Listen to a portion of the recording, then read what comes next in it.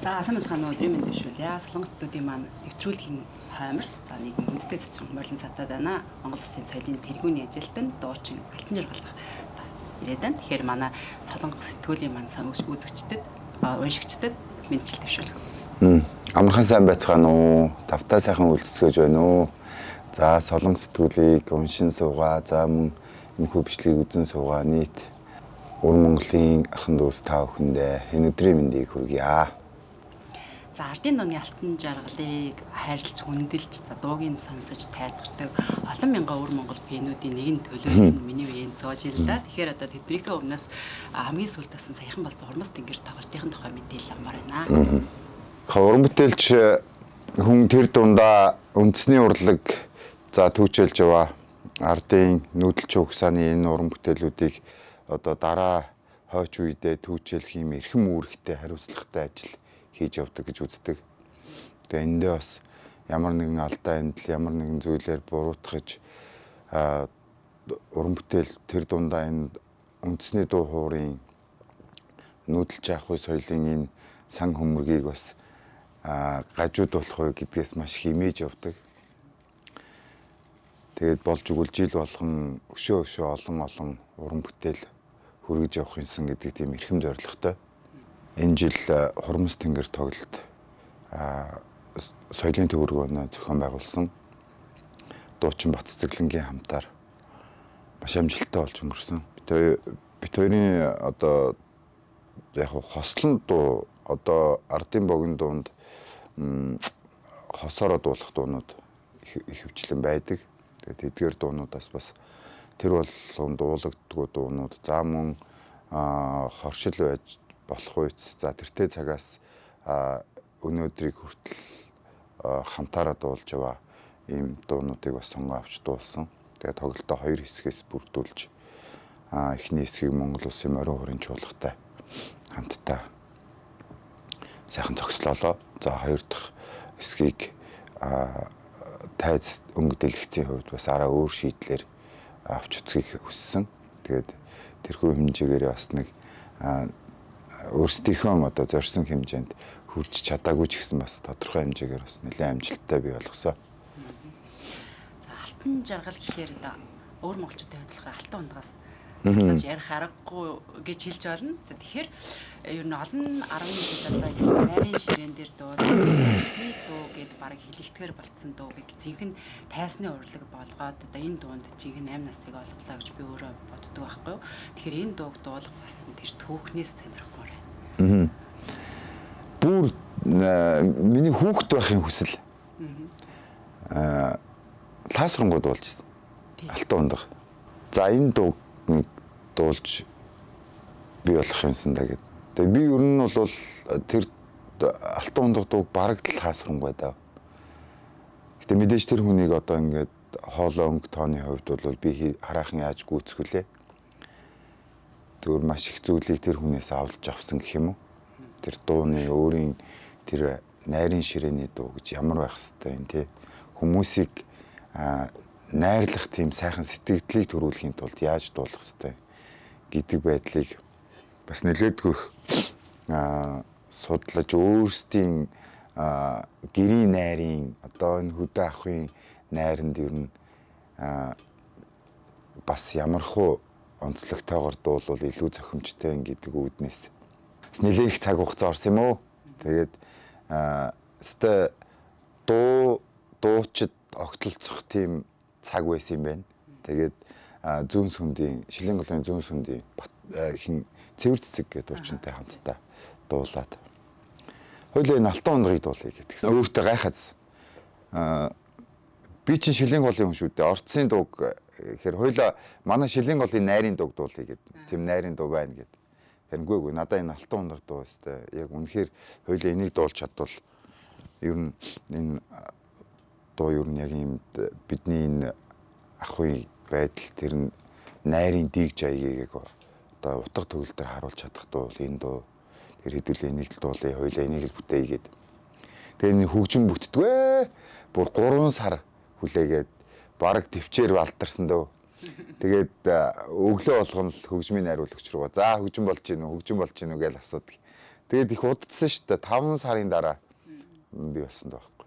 Тэгээд өнөөдрийг хүртэл энд дуулагцаар л байна. Алтан жаргалаа алтан ундаа дуулаад өгөөч гэл. Манай цэврээ маань урдаас харах ирж амждгүү. Тэгэл би ганцаараа эндээ дуулсаар л байна. Тийм.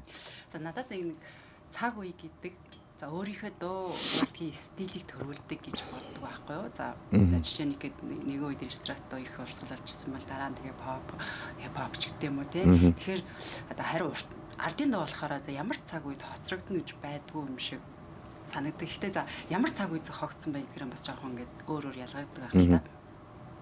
Тэгэхээр ардын дуу гэхээр л заавал уламжлагдаж одоо олон жил дуулагдаж ирсэн хуучин дуунууд гэж ойлгол бас буруу юм болов уу гэж бодотойгаа ер нь цаг үе гэдэг яг тэр цаг үеийнхээ өөрийн ардын дууч байд юм болов уу? Та өөр ардын дуу судалж байгаа юм? Зүгээр энэ дуу хөгжим шүлэг дуучин 3-ын нэг тийм огтлолцол байгаад байгаа шүү дээ тий. Тэгэхээр тэр яг нэг тийм хүн ингээд анхны сонсголоор ингээд сонсоход маш тааламжтайгаар хүлээж аваа. За тэр нь ингээд маш удаан он цагийг туулаад магадгүй 100, 200, 300 жил дуулагдаад ирвэл тэр ардын дуу. Яагаад гэвэл тэр дууг 100 жилээр дагуулж дуулсаар л байна. Тэгэхээр өнөөдөр 20 дугаар зуунд зохиогдож байгаа дуу, 21 дугаар зуунд зохиогдож байгаа дуу магадгүй дараагийн зуунд дуулагдаад явбал тэр бол үнэхээр үндэсний өв. Мэдээж ардын богино дуу гэж бид нэр хэлдэг боловч тэрхүү дууг хүн зохиосон л байж таараа тийм ээ. Тэгэхээр чин алтан жаргал ч юм уу тий эсвэл таа ч юм уу 16 дугаар зуун 17 дугаар зууны үед зохиосон дуунууд л байж таараа. Мэдээж аруулаа ярьж байгаад нэг дуу зохиохгүй шүү дээ тийм ээ. Тэгэхээр нэгэн хүн сайхан морин дил дээр явж байгаад алгирмаа зохиожээ тий. Цэрэг тулаанд дайнд явхаар болж тэгэхээр ар гэр аав ижээ ихнэр хүүхдтэй захиж дуулжээ. Тэгээд тэр дуу болон хөгжиж тий. Тэгээд тодорхой зуундаа тэр дуу шүүлтэнд явсаар өнөөдрийн төгс зохицлоо болсон. Одоо өнөөдөр бид нэр тэр дуунд засвар хийх ямар ч боломжгүй.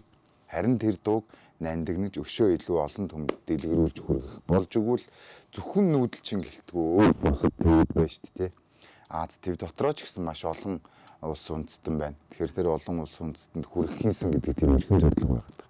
Тэгжээж бидний энэ нүүдэлч угсаа маш удаан оршин тогтно гэж үздэг. За алигрумаа гэснээс одоо жинхэнэ одоо алигрумаа гэх мэт ардын доонод байна шүү дээ. Нэг нутгад нэг үг нь бараг адилхан ирнэ. Аялгуун нэг арай жоохон өөр дуулагддаг. Тэгэхээр надад бол нэг ардын дуу гэдэг нутгийн өнгөтэй юм шиг санагддаг. Одоо ямар утгатай вэ гэхээр жишээ нь одоо уйл ихтэй газар нуглаа ихтэй дуу их байдаг ч юм уу, тал шил газар нөгөө төвхтэй дуу байдаг ч юм уу. Надад тгийж санагдаад байгаа. Тэгэхээр та өөрөө бас нөгөө одоо хөлөн байр, баргац одоо урдус, шилийн гол үзэмжин их мэтлэн янз янзын одоо ястнуудын дууг дуулж байгаа хүмүүс бол за энэ дуугийг дуулахын тулд зөвхөн энэ дууг биш тухайн нутгийн ард түмний зан заншил одоо уугуул соёл түүх ч юм уу эсвэл ядаж одоо татаад хэлэхэд энэ дууныхаа одоо бий болсон түүх да цээр ёс ч гэдэг юм уу тэр мөрийг бас судлах шаардлага гараад байдаг болов уу гэж боддیں۔ Жишээ нь гэдэг нөгөө таны дуулсан үхэр тэтэн гэдэг дуу чинь бас их гонхтой төгтөм байлаа шүү дээ. Тэгэхээр та бас энэ дуугаа дуулахаас өмнө хэр их судалгаа хийдэг вэ? Мэдээж хэрэг энэ дуу хэдий цаг үеийн дуу бол за тодорхой одоо бичиж тэмдэглэж үлдээсэн тийм ихэвчлэн домгоо сэдвүүртэй байдаг шүү дээ. Үлгэр домгийн сэдвтэй. За зарим нь бол яг үнэхээр ингээ биетээр тэр хүн одоо тэгж явахтаа дуулжээ гэдэг ч юм уу. За эсвэл тэрхүү дуун дээр үнэхээр одоо биш тэмдэглэсэн зүйл олдохгүй байвал тэр дуун дээр яг ямар юм гарч байна. Ямар үг хэллэгүүд гарч байна. За хайлаас гэдэг үг байлаа гэхэд хайлаас юу н хаана ургадаг. Ямар голын тухай дуулаад байгаа юм. Тэ. Тэгээд энэ дууны хэр нөгөө өнгө тоон донж хэв маяг нь ер нь ямар хуу зуунд хамаарагдахаар юм. Гэх мэтлэн байдлаас авч үзэж яг зүгээр энэ бол маш бүдүүлэг хэллэгэлтэй зүгээр яг өөрсдийн хар ухаанаар бодоход гэдэг шиг байхгүй. Гэх мэтлэн ингээд олон талаас нь ингээд харьцуулж үзэж дууг зүгээр ингээд нэг хүн дуурайж дуулах биш бас тодорхой цаг үеийг олж бүтээж гаргана гэдэг бол хэцүү л дээ. Тэгээ нөгөө талаасаа бид нар чинь нөгөө хөдөө ахуйтай хүмүүс шүү дээ тийм ээ. Та бас хөдөөссөн. Тийм. Хөдөөссөн хүмүүс гэхээр хотоос ондоо юм бол биш. Бүр өшөө илүү биднэрт маш том давуу тал. Энэ яагаад тэгэхээр бид нар тэр үндэсний дуу хоор, тэр ардын дуу хоорыг дэлгэрүүлж гаргаж дуулахад уран сайхны мэдрэмж нь илүү зөвхт бүр сэтгэлд уран сайхны аргаар бууж ирж байгаа. Тодорхой дууны сэдвийг бодоход л хөдөө тал нутаг тий эсвэл би уул хангайтай газар байдаг бол миний уул хангай. Тэгээд миний багад морин дэл дээр тахиж явсан тэр бүхий л зураг л орж ирнэ. Ээж аавын өвөө эмээгийн тий тэгээ наадамд цуг явж исэн энэ бүх зураглалууд гарч ир магадгүй бас нэг хүүхэд насны нэг тийм хөөрхөн бяцхан дурлал байдаг шүү дээ тийм ээ. Нэг айлын охин татагдах тий тэр мэрчин энэ тэр бол яг ингээд нүдэнд ингээд өнгөрч байгаа юм л та урдуур. Тэгэхээр ингээл тэрхүү дуу бүтээхэд илүү их тийм уран сайхны арга нь ингээд сэтгэлд их илүү тодор зураглагдж байгаа болохоор тэр дуу сайхан бүтдэг байх гэж боддог. Таны ихтэй одоо хөдөө авах гэснээс ямар сайхан уран бүтээлчийг төрүүлсэн нутаг ус одоо өөрийнх нь амьдрал бас ингэж нөлөөлт юм байна. Тэгэд харуулын шуудан гэдэг дуу байдаг шүү дээ. Тэгэхээр тэр бол мэдээж сүлийн зохиогсон зохиолын дуу байх л та. Гэхдээ таныг дуулахаар бараг л бас ардын дуу болцсон юм шиг санагдаад байна. Тэгэхээр нэг хүн өөрийнхөө хоолныхаа донжид юу гэдэг ч юм уу өөрийнхөө стилд харуулад нэг ямар нэгэн дууг дуулахад бас ингээд тухайн хүнийх нь юунаас шалтгаалаад бас жоохон өөрчлөгдөх тийм шинж бас гараад идэв юм байна. Тэ жишээ нэг гэдэг энэ нэг дуугийг за ардын дуучин дуулахаар ардын дууны тийм стил оруулчаад нөгөө pop дуучин дуулахаар бас жоохон арай л жоохон pop тейшн нөтөлчүүд байдаг ч юм уу. Тэгэхээр одоо таны хувьд одоо ер нь зөвхөн ардын дуугаараа л ингээд одоо дагнаад явах уу бас өөр нэг стил рүү орж үзэх тийм бодол төлөвлөгөө байдаг л. Яг хөө тэр харуулын шуудан дуу юу л дээ хуучин нийслэлийн захирагч байсан Батуулахын ажил л да. Энэ юу гэхээр нэг төслийн. Ер нь яг хөө дэлхийн бөмбөрцгийн нөгөө талд Америк төв дээр country гэдэг нэг дэлхийг байлдан дагуулж байгаа. За тэр Америк дотор бол үнэхээр ноён өргөлн болж чадсан тийм хөдөөний дуу. Хөдөөний дуу гэх юм тий. Country урсгал. Тэгэхээр ягаад манайх ч гэсэн яг ахуй байдал нь ижил төстэй байж бас country байж болохгүй юм тий. Орчин цагт бол орчин цагт ягаад country байж болохгүй ингээд бүтэн альбом дуу байгаа. 10 дуу. Тэгээ түүний эхлэл нь тэр харуулын шуудан дуу л да. Тэгээ хараахан бид нар цааш нь өргөжлүүлж чадаагүй. Одоо бол Баатар гэдэг дуучин тэрхүү дуунуудыг дуулж аваа. Тэндээс зүйлүүдийг олж авсан л да. Мэдээж бид нар ингээд уугуул country, тэр Америк country ямар вэ хөгжим ямар байдгийг те. За Ирландын country ямар байдгийг. Тэгээд энэ тэр дотроо одоо ингээд тэр хөгжмийн өөр өөрсдийн тэр нэг хөг манер гэж байна л да. Тэн дотор нь бидний ардын үндэсний энэ дуу хоолой шин болгож зохицоход ер нь яаж нөлөөлөх юм гээд ихэндээ айгүй эвгүй байсан. Үнэхээр эвгүй ингээд сонсохоор нэг ямиг ингээд хүчээр хийцсэн юм шиг. Тэгээд нэг олон удаа тавтаа сонсоод ирэхлээр тунд ажгүй. Тийм илүү донжтой ч юм шиг. Тэгээ хэлбэр хийцээ үт айгүй ер нь бол нэг тийм өөрийн гэсэн тийм оршихуйтай болцсон юм донжтой. Илүү эрхэмсэгч гэмээр юм уу тий. Юм магадгүй орчин цагийн хүрээч байж магадгүй. Тэгээд зүгээр тэрхүү төслийг эхлүүлсэн дээ зүгээр маш их баяртай. Тэр юмдээс маш их зүйл олж авсан. Алтан жаргал гэдэг дуучны хувьд бол мэдээжийн хэрэг нэг юм зүйл байдаг. Одоо таны бүтэн нэр хэмлээ. Ойрхон. Мэдээжийн хэрэг алтан жаргал ч юм уу, ойрхон ч юм уу 21-р зуунд тэрхүү уртын дууг, тэрхүү ардын дууг ингэж дуулжээ, тэгж дуулдаг гэдгийг бид нар бол төвжийлэгч нар шүү дээ. Гэтэл нөгөө дуучин маань тэр өөрийн бие цаг бүх зүйлээ тэр урлагтаа зориулсан байдаг. Мэргэжлийн дуучин гэдэг тийм ээ. Өөрийн гэсэн автортай уран бүтээл байхгүй байдаг. Тэгэхээр магадгүй бас алтан жаргал гэсэн өөрийн зохиосон ямар ч үж магадгүй ерөнхийдөө бол бас энэ төрийн музиклээд өөрийн мэдээлэлд ажиллаж байгаа. Яг ингээд нийтэд ингээд хүрэх цаг нараа болоог байгаа. гарч ирэхэд манай нэг найз таны бэн. Тэгээд алчлагтай ярилцгаа цаг тавуулчлаа гот нь би нэг үг дамжуулчих уу гэдэг гот нь. Ерөөсөө ардын дуу нэг сонсдоггүй, ерөөсөө сонсдоггүй юм байжсэн. Дандаа ингээ ортон цагийн дуу сонсоод тэгжсэн гинт алтан жаргалын дуугийг сонсоод хөөх ардын дуугт чи ямар гоё юм бэ гэх тэрнээс хойш одоо алтан жаргалаас хойш би ардын дуу сонсдог болсон гэж хэлж байгаа байхгүй юу. Тэгэхээр энэ бас таныг нөгөө язгаар урлаг ардын урлагийг одоо олон нийтэд түгээх энэ ажил дээр хийсэн таны гавьяа болов уу гэж би өөрөө ойлгож байгаа. Тэгэхээр ер нь одоо ингэж язгаар урлагааны ингээд цаашаа уламжилж хөгжүүлж залуу үеийнхэндээ хүрэх тал дээр бас яг ямар шиг өөрийн гэсэн ажлууд хийж явж байна, ямар хүсэл мөрөөдөлтэй вэ? Судалгаа гэдэг гэсэн. Ер нь бол зөвхөн ном дээр бичснээр 5,000. За тэгээд ер нь хүмүүсийн биш тэмдэглэл нийтдээ яг ном дээр бол 10,000 дуу байна. 14 ястны, 14 угсаатын ястны. Тэгээд бид бүгдийн ястны одоо угсаа гаргуулын хувьд бол нэг угсааны одоо байж та тий. Миний одоо нэгдүгээр тавиад тэр 14 ясны ихний одоо дуун бүтээлүүдээс альнаас нь эхлэх вэ гэд би илүү их тийм одоо хэрэглээний хувьд ч гэсэн маш өргөн дэлгэр тансаг хэрэглээтэй. За дуу одоо соёл урлагийнхаа төвшөнд ч гэсэн маш их үдцэглэнтэй дуу хууртай үзэмчин яснаас эхлэхийг хичээж байгаа. Тэгээд тэн дээрээ ажиллаа явж байна. Өөрхөн ч үзэмчин гэсэн штэ. Тэгээд хэдийнээсээ одоо эрдний дэдийг хэрэгэлдэг байсан арт түмэнтэй үзэмчид одоо ч гэсэн хэрэгэлсээр байна. Одоо хувц соёлны хувьд бол үнэхээр гайхамшигтай.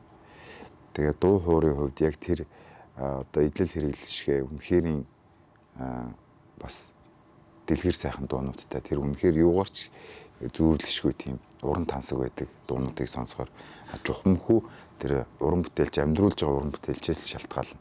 Яаж сайхан болгож хүмүүнд хүргэх үү? Хэрвээ гүнийг хариуцлагатай байвал яаж хүргэх үү гэдэг байдлыг бол зөвхөн уран бүтээлч л хамаарна. Тэгэхээр миний хамгийн эрхэм зорилго бол энэ 14 ястны дуу хунараас одоо тэр бүр дуулагддгүй ч юм уу тодорхой цаг үед дуулагдж байгаа зогссон ч юм уу одоо хүртэл дуулагдж байгаа энэ хүү дуунуудыг бас сонгон авч юм 14 ширхэг юм цуврал нэвтрүүлэгтэй альбомтай тоглолттой ийм ажил руу явж байгаа. Тэгэхээр энэ нь бас нэлээдгүй нөгөө өнөөдрийн байгаа амьдралаас бас нэлээд холдох хэрэгтэй болно. Үр хүүхдээ жоохон мартаад нэг жоохон хөдөө явах хэрэгтэй байгаа. Тэгээд ер нь бол одоо яг тэр ажил руугаа орох цаг маань болцсон. Төлөвлөсөн энэ 25 оноос эхлээд явж байгаа. Тэгэхээр Сүхбаатар аймагт үзэмчин дорнодод Сүхбаатар аймагт үзэмчин байдаг бол цааталтаа Шилийн голын хойд хэсгээр үзэмчид байна шүү дээ. Тэгэхээр Хилийн наан цаана гарч тэр ахуй байдал дуу хунар өөрийн ястик гэд ингээд сонирхож судлаж хийж бүтээх юм зөндөө байгаа. Зөвхөн нэгэн хэсэг дээр нь бол маш их цаг орох юм байлээ. Тасаа үзэмцэн нэрлээ шүү дээ. Тэгэхээр өөр Монголд болохоор үзэмцэн утга нь за уртын дууны үлгий за бүхийн тагшин орон мэтлэн бас их олон татгалтай байдаг. Тэгэхээр за үзэмцэн уртын дуу гэж маш олон гоё үлгэр төгтэй уртлал дуулдаг сайхан дуу байдаг. За тэр дундаас олон сайхан ихтэй үзэмцэн уртын дуунууд бас их хичүүлтэй. Одоо хэр баргийн хүмүүсээс дуулаад байдгүй. Тэр дунд ий хөхмөр, дүүрэн заан гэх мэтлэн энэ дуунуудыг болохоор хүүхдүүд уртын дуу сурч эхлэхдээ л бараг заавал дуулж сурах ёстой. Нэг хэд юм байлээ. Тэгэхээр энэ хоёр дууны бэсрэг альберийг нь одоо бэсрэг уртын дуу болохоор та дуулсан байсан. Ер нь одоо үзэмчин ардын дуунаас бараг ингээд уртлал дуулдаг уртын дуу нь илүү юм шиг санагдав. Тэгэхээр та ер нь бас дараагийн төлөвлөгөөнд одоо ингэж бэсрэг биш яг уртын дуугийн дуулах төлөвлөгөө байгаа л. Болгүй яах вэ? Нэг миний мэргэжлийн ажил юм чинь. Ер нь бол нийтээр ийм байдیں۔ Уртын дуу сонсогч маш багтай. Мэдээж хүн болгон мэдэн дээдлэн, хүндлэн. Энэ бол бидний уртын дуу, бид бүгдийн өвгдээцийн дуулдаг байсан. Эрхэмлж ирсэн уртын дуу гэж мэднэ.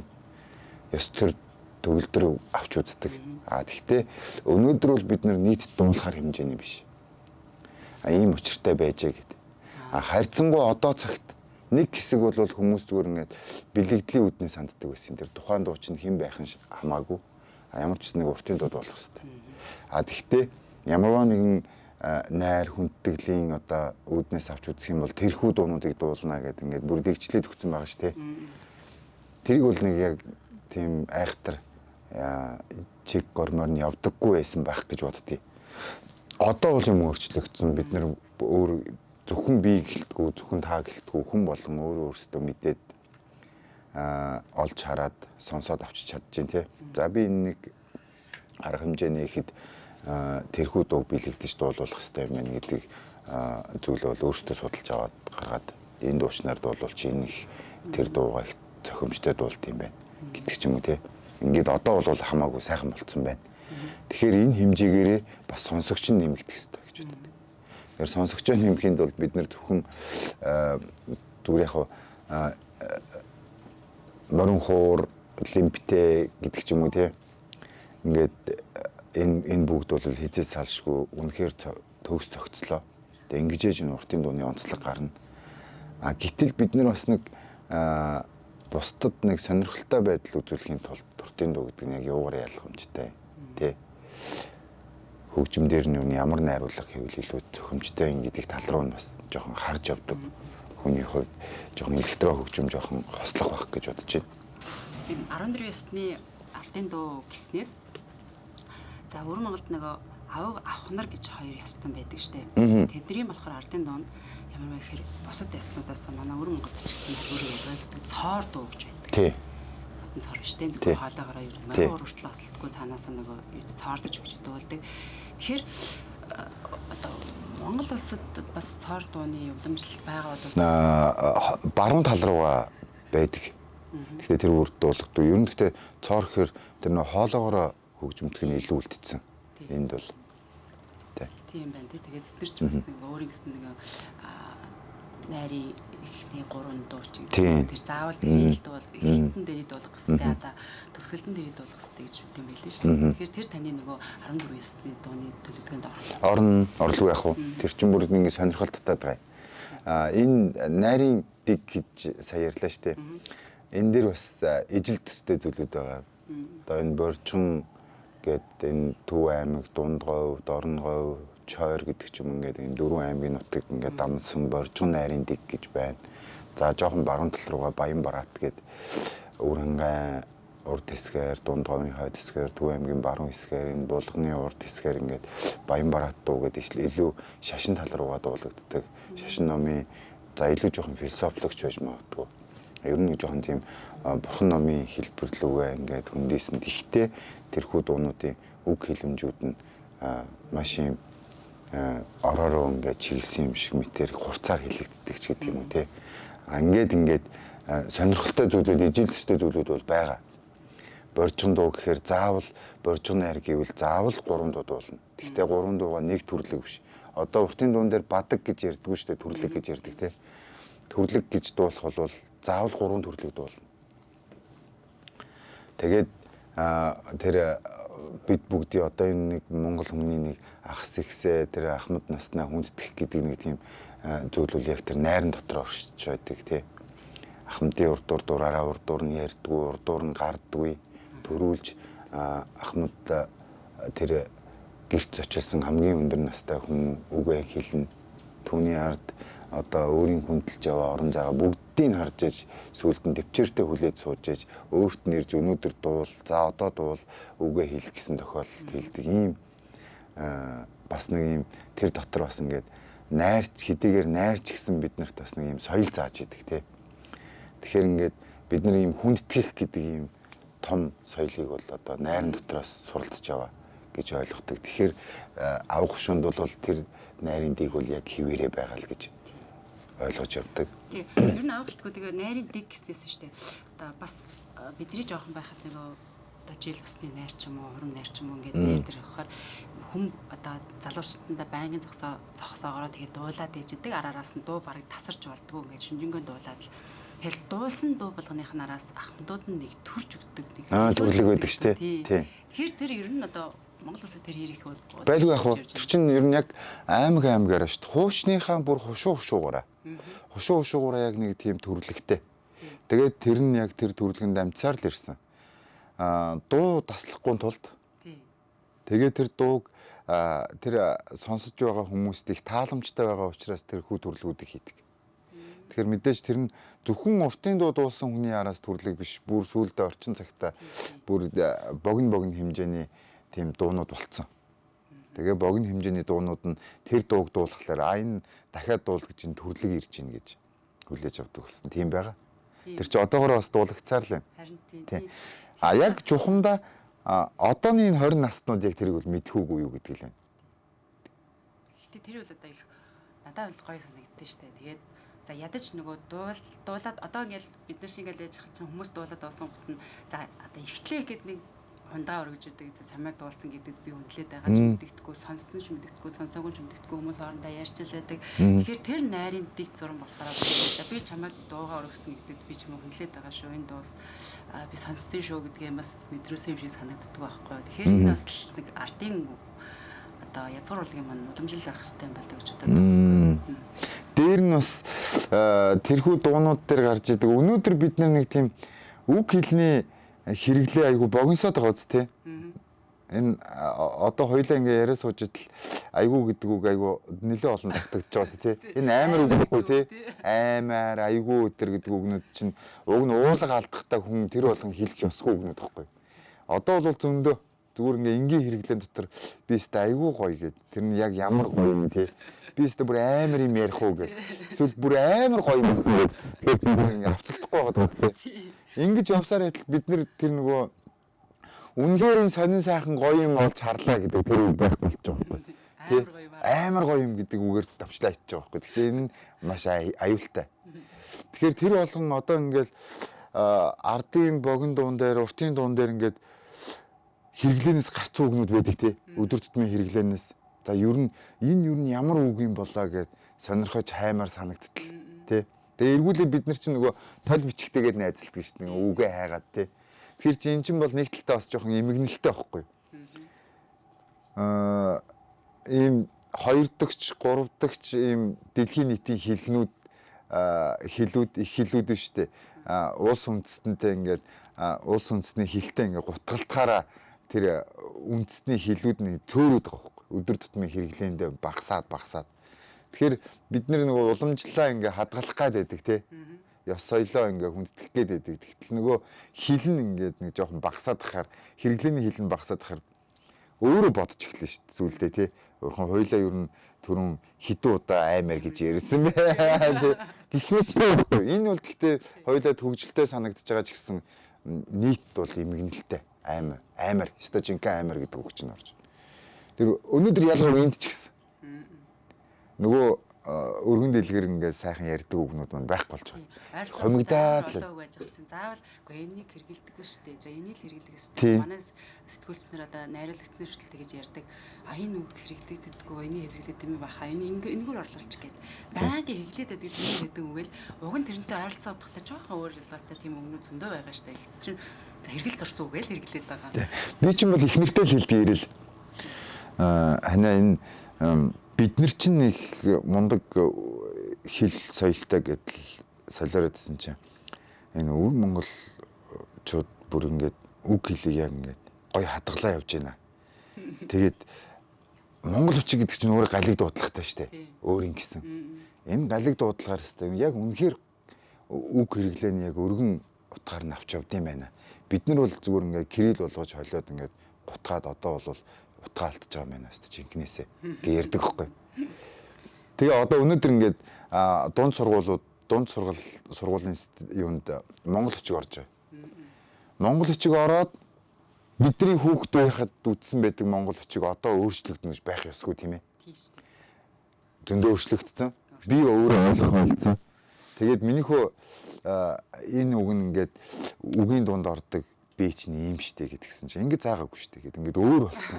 Ойлгомжгүй болсон. Тэр бол их хөвгөлтэй байгаа. Гэтэ Дуудлаган дээр юм одоо юу чинь тий. юм шиг бас харагдаад байсан. Гэтэ сүүлийн үед бас нөгөө бид нар чинь гэрэл дээр ажилладаг болсон чинь хаяадаа бас үгэний бичгтэй юм жоохон эдэрдэг болсон юу лээ. Эний чи ингэж ütдэг үлээ юу. Гэргэлзээд байгаа бас тий. Тийм. Тэгээд асуусан чинь бас дүрм маань өөрчлөгдөд байгаа гэж ярьж илээ. Харин дөрвөн өөрчлөлт оруулна гэдэг чинь хамгийн аюултай юм баггүй. Тийм шүү дээ. Энэ бол гээд байгаа. Тий, хамгийн аюултай юм. Тэгэхээр бүр тэр хэдэн зуун дамжуулаад хэдэн мянган дамжуулаад явцсан л үг юм чинь байж л эхэлт тий. Тий. Яг тэгж одоо ингээд бидний яриад байгаа үг чинь одоо монгол бичгэн дээр болохоор жишээ нь уйл гэж ярихаар чи агуулаа гэж үздэгтэй штэ. Тэгэхээр нөгөө одоо хэл шинжлэл судал дээр үгийн гарал дээр болохоор яг тэр үед болохоор агуулаа гэж ярьдаг байсан. Одоо зөөлрүүлээд авуулаа гэсэрээ зөвсгөлдөө уйлаа алсан гэд. Тэгэхээр би заримдаа боддог байхгүй яг үнэхээр та нарын судлаад байгаа зөв юм уу? Тэр үед бид нар ямар цагийн үрд байхгүй штэ очиж үзэх биш. Яг тэгээд юусэн чинь надад бас нэг сонио асуулт гарч ирээд байл да танаас ярихаар ингээд юу яадаг штэ дуучин хүн гэдэг чинь одоо ямар ч цаг үе дээр ингээ хүндлэгдээд яадаг одоо юу хчлэхий бурхнаас авьяас шагнагдсан буянтай хүмүүс гэж хэлж байгаа юм. Тэгээд ер нь Лададам гуайн Тонголод тамир гэх мэтчлээ одоо дээр үеийн амьдралын харуулсан ингээ уран зохиолын трийг хараад байх чинь за одоо ядууд орой харж албад байсан ч гэсэн гой дуулдаг хүнийг болохоор найрын ширээн дээр дээшээ ураад ингээ хүндлээс болгочт юм байлээ. Тэгэхээр тэр үед одоо амьдарчсан бол таа ч гэсэн их хүндүүлээд байдаг хүн байх нь штэ. Тэгэхээр ер нь одоо ингээд хэрвээ цаг хугацаар аялдаг цагийн үрдэн гэж байдаг бол яг аль цаг үе дээр очиж амьдарч үзхийнсэн гэж бодож байсан тийм гачин санаа бодлоод байгаа юу? Байхгүй. Зүгээр яста Баярбатар авах шиг байхгүй. Зөндөө асуусан. Нөгөө ийм байхгүй. Яг өнөөдөр Алтан жаргал гэдэг нэр нь ингээд яг энэ цаг үе дээр байгаа байхгүй. Тэгээ энэ цаг үе дээр нэг тийм сонирхолтой бодол гэхээсээ илүүтэйгээр илүү нөгөө нэрээ хичээж ураг удмынхаа овгийнхоо нэрийг хичээж за магадгүй энд одоо би ингээд өөрийнхөө дээшээ ингээд 3 үеийг сонирхож үтсэн чинь би 5 үедээ дуучингүй юм байна. Тэгээд 5 үеийн дараа ингээд үндэсний дуу дуулдаг юм дуучин байгаа юм байна. Тэгэхээр энэ удам судрыг цааш нь хин нэгэн хүн дахиад хөтлөө явна. Манай удам. Тэгэхээр нэг юм дуучин удам байжээ гэдэг нэг тийм юу илүү ихээр нэр төртөө үлдээхийнсэн гэж боддог байхгүй. Тэгхгүйгээр ингээд чадсан чадаагүй ингээд юмыг ингээд дутуус эхлэх шиг аимшигтай юм байхгүй тий. Юм руу өсөрж орсон. Надад тийм цаг үе байсан л да. Яг ингээд урлагийн сургууль сурж байхдаа би юу н уртын дуучин биш юм байна гэл нэг илүү поп дуу руу орохгүй л тий. Тэр яагаад тэгэхээр түрүүн та ярьсан шүү дээ нэг ийм цаг хугацааны тойрог шиг юм байна. Яа нэг тодорхой үед нэг юм поп дуунууд явж идэг тий. Дундуур нь ингээ хипхоп урсгал за рок хөгжим ч юм ингээд явж идэг. Аль аль нь ингээ жоохон дүгийж идэг. Дараа цаг үед нь жоохон байжгаад нийтийн дуу гэдэг ингээд дахиад одоо нийт дундаас ингээд гинт ингээд дуунууд сонирхол татаад ингээд орж ирж байна. Тэр нь яадаг вэ гэхээр дэлхий дээр ямар хөгжим илүү түрэгдэж орж ирж дэлхийн массаараа сонсож эхэлж байна тэр ихгүй. Одоо тэгэхээр магадгүй ингээд Солонгост K-pop гэдэг хөгжим байна шүү дээ. Энэ бол дэлхийг бол сонирхоод татуулж чадчих шүү дээ. Тэгэхээр энэ K-pop гэдгийг бүр Америкчууд нь нөгөө Холливуд нь ч хүртэл ингээд хүлээн зөвшөөрөөд те нөгөө супер одууд нь K-pop дуучтай артистуудтай хамтдаа уран бүтээл хийгээд штэ. Бүр тэр нь зочирдуулж ш 7 хоногт нэг 14 сая 20 сая үзэгч хүргээл те. Гэхдээ нэг өдрийн дотор энэ дэлхийн нийтийн хөгжмийн урсгалтай яв цав ингээд хамааралтай юм. Яагаад гэвэл нэг бөмбөрцөгтөр амьдарч байгаа учраас энэ улс төрийн бодлого тэр нэг өөрсдийн гэсэн үзэл бодлоос илүүтэйгээр нэгдүгээр тавьдаг юм бол улс үндэстний өөр гэсэн соёл байдаг шүү дээ. Урлаг соёл тий. Тэгэхээр бид нар ингээд урлаг соёлоороо дамжиж бие биенийг ойлголцдог, мэдэрдэг. Тэгвэл дэлхий дээр тэр чиглэж яваа, байлдан дагуулж яваа тэр хөгжмийн урсгалтай ойртуулаад юм уу ядаж нөхөн болгоод хийж байгаа тэр урсгал, тэр хөгжмийн соёл нь тухайн цаг үедээ ингээд нэг жаахан эргэлт хийдэг юм шиг санагддаг байхгүй. Тэгэхээр ингээл хөгжим одоо ингээ рок поп нь унчаад байгаа юм биш. Нийтийн урлаг унчаад байгаа юм биш. Зүгээр л ингээл тодорхой зэг дээр ингээд тэрийг дахиад эргүүлээл хин нэгэн хүн хөгжүүлээл явна. Тэгэхээр яг магадгүй яг энэ орон зайн дээр ингээд нэг юм үндэсний урлагийг сонирхох тийм орон зай байгаа бол бид нар тэрэн дээр хариуцлагатайгаар маш чадварлагаар оролцоно. Хинээс илүүтэйгээр бүр ингээд нойр хоолгүй дэх ажил байгаа байхгүй. Тэгээ би зүгээр ингэж л бодож байна. А мэдээж ямар ч цаг үед үндэсний урлаг бол орон энэ бол хизээч хаанч арилгаж болохгүй. Ямар ч цаг үед бид нэр хүндэтгэж дуулна, ямар ч цаг үед шимтэн бишрэн, ямар ч цаг үед тэр дуунуудаас маш их төлөв. Энэ бол зайлшгүй байх хэрэгтэй. Тийм, тэрний хийж байгаа явдал. За тэгэхээр хүн уран бүтээл цолоод олонний танил болоод ирж байна гэдэг чинь миний бодохоор нийгмийн хариуцлага өндөржиж ирж гин гэж боддог байхгүй. Жишээ нь их за би ингээд гэдэг хүний хинч танихгүй би гараад толгойн газрахтаа явжсэн ч гэсэн хинч намайг тоохгүй шүү дээ. Тэгэхээр алтан жаргал гэдэг хүнийг таньдаг, мэддэг, одоо шүтэн биширдэг, дуугийн сонсдог хүмүүс зөндөө байгаа учраас таны үг яриа, үйлдэл, хийдэл бүхэн чинь бас хяналттай байх ёстой юм болов уу гэж боддیں۔ Тэгэхээр тэр тал дээр юу н өөрийгөө хэрэг хяндаг вэ? За олондоо бас ойлголт болчих. Юу н яадгүй тий. Яг зүгээр мэдээж уран бүтээлч хүн за ингээд нийт тэр тусмаа ингээд дуучин хүнийг ингээд хүмүүс тайзан дээр ч харна энгийнээр нь ч ингээд хараад тий энэ чинь ийм хүн юм байна штэ иймэрхүү хувц цунар хүмүүс ч явд юм нэг тийм гадаад байдлаас бас ингээд хүмүүс маш их анзаардаг. Харьцангуй намайг ёстой таньдгүй штэ. Тэр нь ёстой сайхан байдیں۔ Дээлтэй бол алтан жаргал мөн байна. А дээлгүй бол зэн залууг хаана харлаа гэх. Тэр ингээд би нэг юм арга хэмжээнд дээр очиж дуулах болчоод тэгээд яг ингээд 18 цаг 30 минут гэхээр яг 18 цаг 30 минутанд нь очиод хаалгаар нь ороод хувцаалах өрөөр нь ингээд орсон чи тохион байгуулж байгаа хоёр хүн хоорондоо нөгөө нэг дуучин одоо яач вэ ир юм уу ийм юм уу алтан жаргал маргал гэж юм гээд номог бол огтосоо мэдэхгүй байгаа байхгүй. Тэгээ тэрэн дээр нь дуулах стайл юм байна би. Тэгээ би тэр хоёр хүн намайг ингээ яриад хахаар би жоохон сандрын штэ энэ чинь. Тэгээл хэвээр гялс чамдаа манаа гэж хувцундраа өмсөөл. За би бэлэн болчлоо. Яна жоохон гоцорсон яг 6:30 л яг ирлээ гэсэн чинь нөгөө хоёр эмэгтэй хүн байсан. Миний хажуудтай намайг баахан авч исэн хоёр хүн чинь хачин болоо. Тэгэхээр би зүгээр ингэж утсан. Энгийн хувцастай таньдгуудаа гол нь биш. Зүгээр хүн болгонд хүрч чадсан тийм уран бүтээлч болоогүй гэдэгтээ санал нийлээд тэгээ илүү их хөдөлмөрлөх хэрэгтэй, илүү их ажиллах хэрэгтэй гэдэг зүйл төр яваа. Тэгэхээр энэ ер нь бол манайх чинь цөөхөн хүн амтай штэ. Нэг 3 сая хүн амны сая 500-аад мянган л улаан нийслэлтэй байна тий. Эн чинь өөр өөртөө гэсэн хүмүүсээ сонсон штэ. Тий. Тэр сурлаг соёлоос сонирхон штэ тийм ээ. Тэгэхээр тэр болгоно ингээд 20 өвдөнж хүрээгүй гэж би одоо өнөөдөр учиргүй намайг гарахаар хүн таньсангүй унахлаар яалаа илээ гэх нэг тийм эмзэглэхээсээ илүү би өнөөдөр нэг юм залуу насыг ёстой нэг завгүйхан шиг болж өгвөл илүү их цагаар уран бүтээлдээ зарцуулаад нэлээх зүйлийг хийцснийхээ дараа харин тэр түрүүнийхээ байдлыг эргэж тавтахгүй хэмжээнд хүрхийнсэн гэж боддог байхгүй. Энэ бол миний хор шарч биш зүгээр энэ миний хүсэл мөрөөдөл. Урдл өөр юм байна. Сая танд би ярьсан шүү дээ. Манай нэг сэтгүүлч найз саналгийн. За үзэмчин эмээгийн сурвалжлаа явжсэн чи яг сайхан. За би алтан жаргал гэдэг дуучныг их таадаг гэдэг ярьсан нэг эмээгийн юу байсан. Яг тэрэн шиг ингээд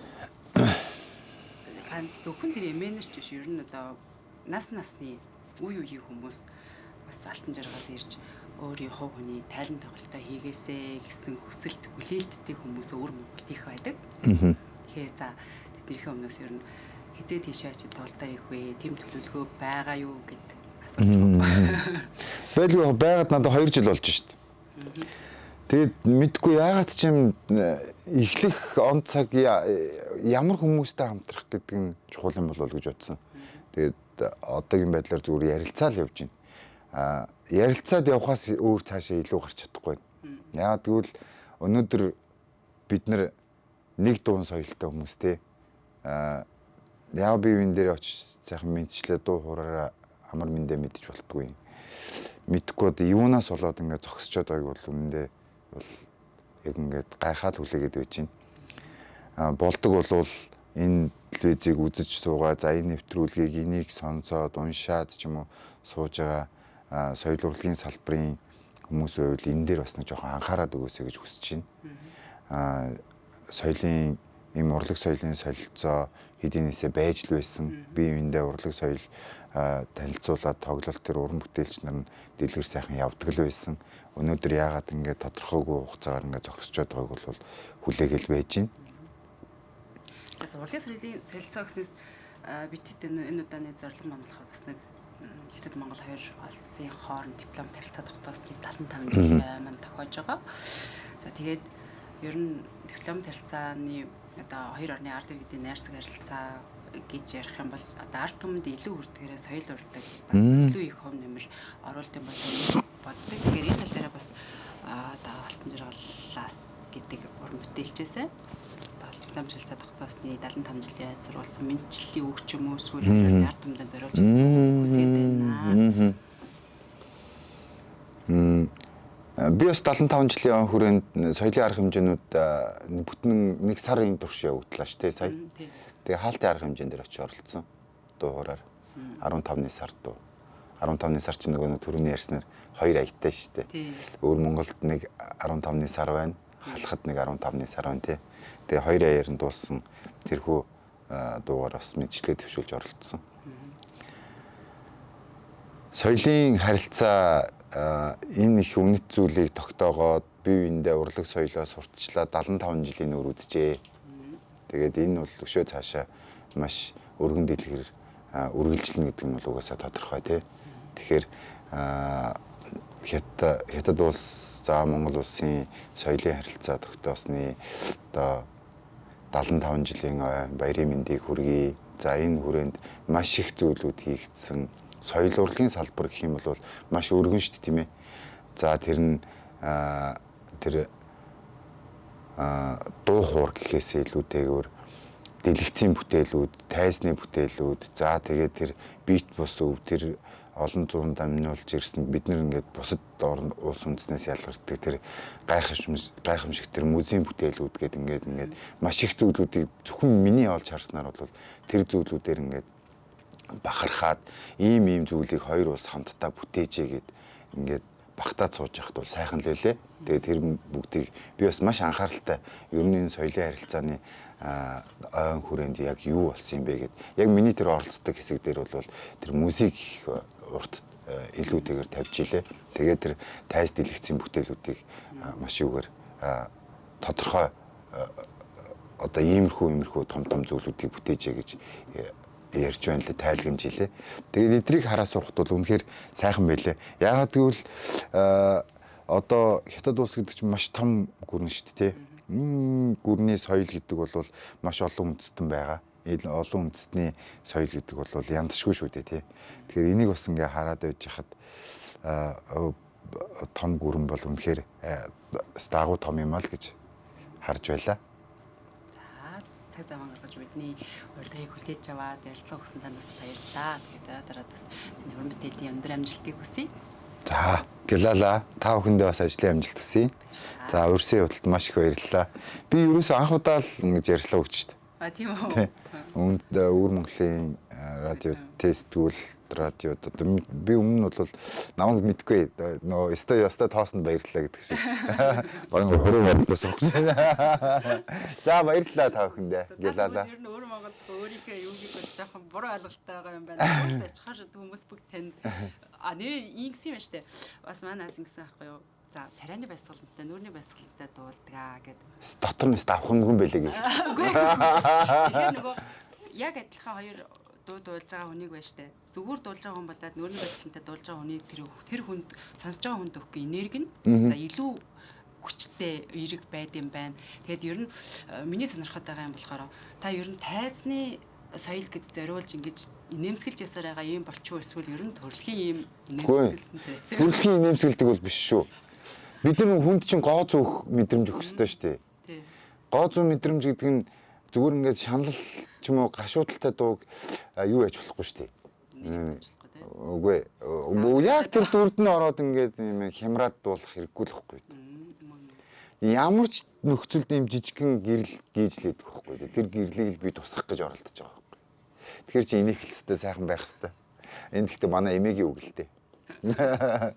За, баярлалаа.